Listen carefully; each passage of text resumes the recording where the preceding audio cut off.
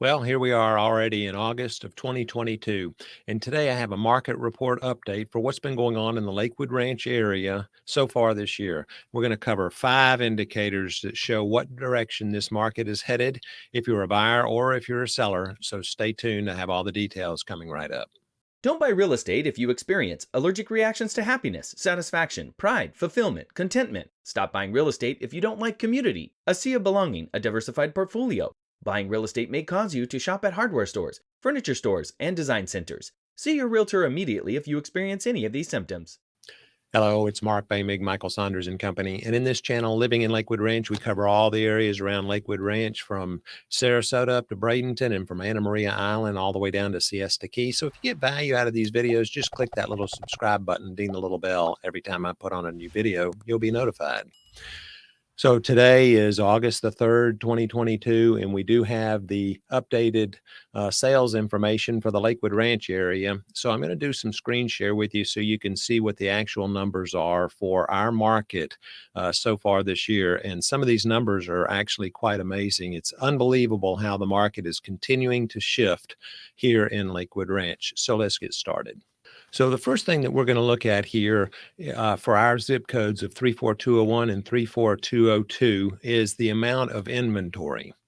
And if you look at this, it's amazing how much more inventory has come on the market just in 1 month. So we had a low of 467 properties that were for sale in our zip code areas in January of this year. And as you can see, it's been steadily increasing.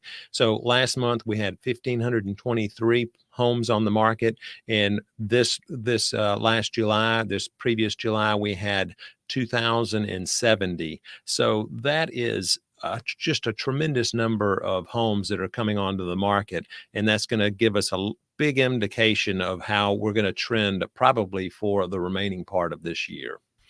The next thing we're going to look at is what are the prices of the homes? Are we seeing a decrease in the prices? I know a lot of the media outlets say, oh, the market is falling and home prices are going to start to rapidly fall. Well, we haven't found that to be the case here in Lakewood Ranch. So if you take a look here, and we'll zoom in on this a little bit so you can get a better indication. So last month, the average sale price per square foot was $315, and that was in June, and then in July it was $320. And you can see that in April we had a high of 328. So the market is relatively stable when we're looking at price per square foot. Now, one of the reasons that we concentrate on price per square foot, if you see right here, it says price average sold price can be an impact of the mix of high and low properties. The average sold price per square foot is more of a normalized indicator on the direction of property values. So right now, our property values are remaining constant. Our third big indicator is days on market. So how long are these properties staying on the market? So if you look right here, we had a low, and let me bring that in just a little bit. We had a low of 15 days on market, and then it grew to 16, and now we're at 19. So the reason that we're having longer days on market is probably because we're having more inventory and the interest rates. Next thing we look at is month's supply of inventory. So how much inventory do we actually have? If nobody else put their house on the market, how long would it take us to run out of inventory here in the Lakewood Ranch? And this right here says 2.7 months. Well, look at that. We had a low of a half a month supply back in March. And as you can see, the month's supply of inventory is steadily gaining. We're up to 2.7. And if you look right here, it says that a neutral market is 3 to 6 months of inventory. And I usually think that a neutral market is more closer to 4 months of inventory. So if we had about 3 or 4 months of inventory, that becomes an equal basis for buyers and sellers. So it's not a seller's market and it's not a buyer's market. It's what we call a neutral market.